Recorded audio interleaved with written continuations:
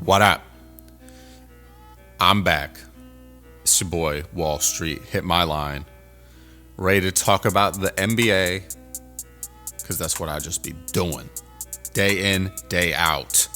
You feel me? And today, I want to talk about one of the most, how should I put this? One of the most pressured and scrutinized draft picks in NBA history. None other than LeBron James Jr., aka Bronny James, who I am a huge fan of because I think Bronny would be doing much better than he is right now if he didn't have to deal with all of the pressure that is being put on him. And a lot of you are going to be like, oh, well, that's, his own fault. No, it's not. Like, if you're LeBron James' son, you're going to have that pressure on you. If you're Michael Jordan's son, you're going to have that pressure on you, right? And Michael Jordan's son's never made it to the league. LeBron James' firstborn son has made it to the league, right? And whether you want to say that that's warranted or not, it's your opinion, but I do think he deserves to be in the league. I think by the time he reaches the end of his current contract, which will be in about 3 or 4 years' time, he's going to be a guy that's getting 15 to 25 minutes a night on an NBA roster, at least. And I want to go over some of the factors today that I think play into this. But the reason I wanted to talk about this today is because, I'm a big fan of Gil's Arena, led by Gilbert Arenas. And he's got, Kenyon Martin and Rashad McCants and Brandon Jennings and Nick Young on there. A bunch of, really cool NBA players that, were really, prominent figures back in, I don't know, let's say, the 2010s, right? That was when I was really getting into basketball. And, I think those guys are very funny. They have a great podcast together. So shout out Gil's Arena. But they were talking about Bronny because he had, this big game, for so far in his NBA career, right? Against the Jazz, where he clocked in to the game late in the game. And he basically put up 9 points, I think. I think it was 9 points in 8 minutes. So let me see here. Yeah, 9 points, played 8 minutes, went 3 of 4 from the field, 2 of 3 from 3-point range, 1 for 2 at the free throw line, 1 assist. So Lakers lost by 12 points that night, but Bronny had the best plus minus out of any player. Had a plus 10, right? And sure, you could say he's playing garbage time, whatever. I think that's besides the point right now. Bronny's stats are obviously not very great, very underwhelming. He's averaging 1.4 points per game this season.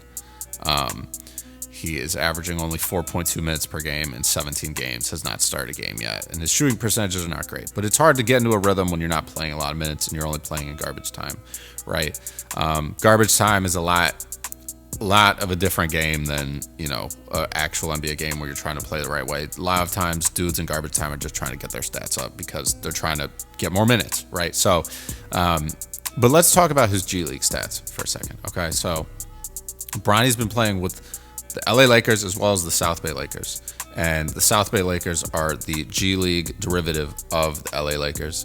And he has played 5 regular season games for them, 33.2 minutes per game, averaging 22.6 points per game, 43% from the field, 39% from 3, 78.6% from the free throw line, averaging 2.2 steals, 5.4 rebounds, and 4.4 assists per game.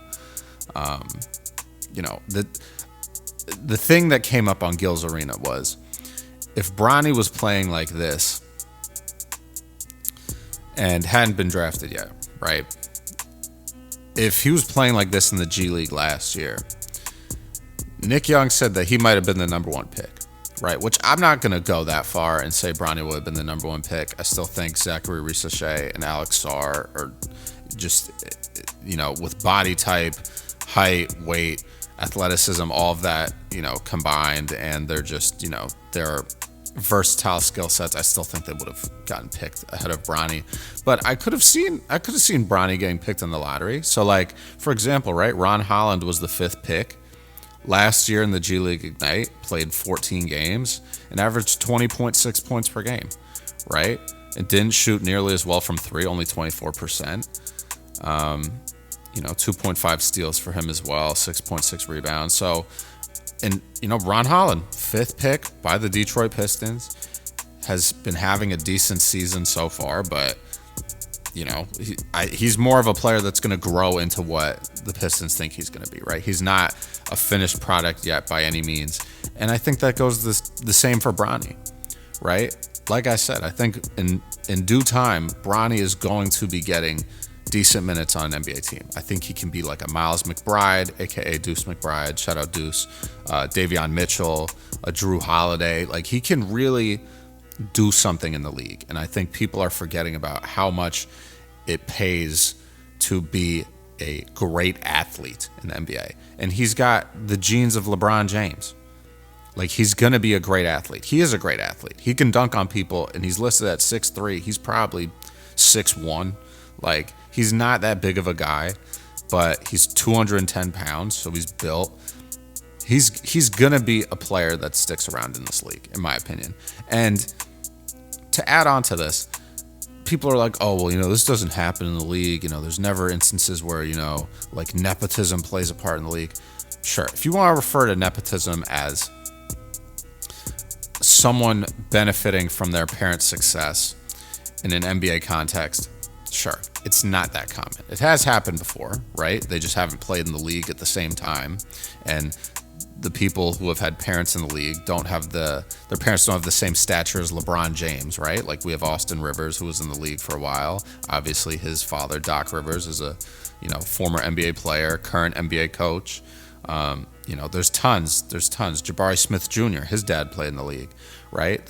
I could go on and on, but there are instances where people have benefited from their family members being in the NBA, from their family members, wanting teams to basically just sign their siblings because that's what they want. And in order to get that player who wants their siblings signed on your roster and keep them happy, you got to sign them, right?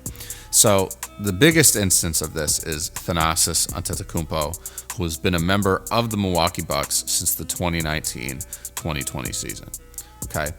Thanasis gets made fun of on social media all the time. People say he's the worst player in the NBA. I don't think that's the case. I think Thanasis is a decent player. He just is not going to get minutes. He's 6'7", 220, can play the 3 or the 4, and he's an energy guy.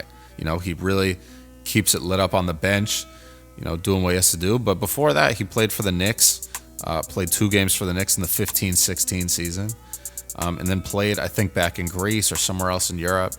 But so Thanasis has made, let's call it like $8 million playing for the Bucks, right? And you want to tell me that he'd be on this team, specifically the Bucks, and be, part of that 2021 NBA championship if Giannis was not on that team, right? Again, no shade being thrown to Giannis or Thanasis.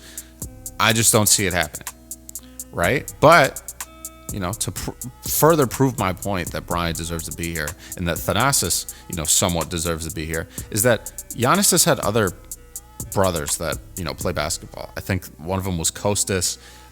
I can't remember if he played for the Lakers or if that was another one of his brothers, but he's had other family members come into the league, but they haven't lasted.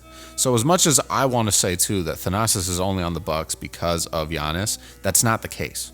So if someone's getting signed to an NBA contract, there is a reason that they are there, and it usually has more to do with who they are as a player and a person and a teammate, as opposed to who they are based on their last name. That's just what it is, right? So, people want to say the same thing about Thanasis. Okay, I don't know. But I'll give you another example. J.R. Smith, who is one of the best sixth men in NBA history, when he played for the New York Knicks, the Knicks went ahead and signed his brother Chris Smith, a 6'2", 200-pound combo guard, who spent time at Manhattan University playing basketball as well as Louisville. They signed him to a contract. Only appeared in 2 games, never scored a point, never got a rebound, never got an assist in the NBA, right? The only reason that they signed Chris Smith And this dude got paid, I think the minimum back then was like 400 or 500K. Decent salary, right? Only reason Chris Smith got signed was because of J.R. Smith. There would not have been a Chris Smith on the Knicks if there was no J.R. Smith on the Knicks, right? But still, how do you rationalize signing a player if they don't bring any sort of value, right? There is value being brought, and that is my main point, is that regardless of what you want to say about Bronny or Thanasis or Chris Smith, there's a reason that they're getting signed. And if the reason was literally to just sit on the bench and be a good teammate, that is still valuable to a team. There are 15 guys on an NBA roster, 13 of which are going to suit up. Not all those guys are going to play. Most teams play an 8 or 9-man rotation. The guys that are at the end of the bench know that their salary and their contract depends on them being a great teammate, being the best teammate they can be. As soon as the whistle blows, you're getting up to high five your teammates. As soon as one of your teammates gets makes an open three or gets a dunk, you're up off the bench cheering, screaming, doing what you gotta do, right? I think Bronny and Thanasis do all that. And I think Bronny is going to be the best player out of any of the players that I've talked about today, because he's putting up numbers in the G League. He's getting his confidence. He clearly can score at an NBA level. Not consistently yet, but he can do it. So he's going to be a guy that is going to be in the league for a while, I think. I think he's certainly going to have a 8 to 12 year NBA career at minimum. And everyone that wants to hate on him, I think it's just going to fuel him and make him get better. Another thing you have to pay attention to is LeBron James is probably one of the best and most disciplined workers in the NBA. The guy does not eat bad things. He does the right thing for his body. I think that is a big part of being a professional athlete, especially being an NBA player. And Bronny is going to be around that. Regardless of when LeBron retires, Bronny is going to have a similar training mechanism because he's going to continue to work out with LeBron. Even if Bron's not in the league, Bron's still going to train, right? So getting that ability to work out with, in my opinion, the greatest player of all time for your first couple of years in the league, especially in the offseason, like, Bronny's going to be good. He's going to be good. So I hope people keep doubting him, because one day you're going to turn around and be like, oh, he actually did deserve to be in the league. And I've been saying that all along, right? And everyone's given this kid a lot of flack because he was the 55th overall pick. Most of the time, the 55th overall pick does not even make it into the league. And they don't get a contract. They are not going to sign someone to a 4-year deal worth $8 million if they do not think it's worth it. That is going beyond how long LeBron is likely going to play, right? They would have signed him to a 1-year deal if he really was not meant to be in the league. But he's here to stay, in my opinion. And he's going to keep getting reps in the G League. He's going to keep getting reps in the NBA. And I'm excited for it. I'm a big fan of Bronny, and I'm rooting for him.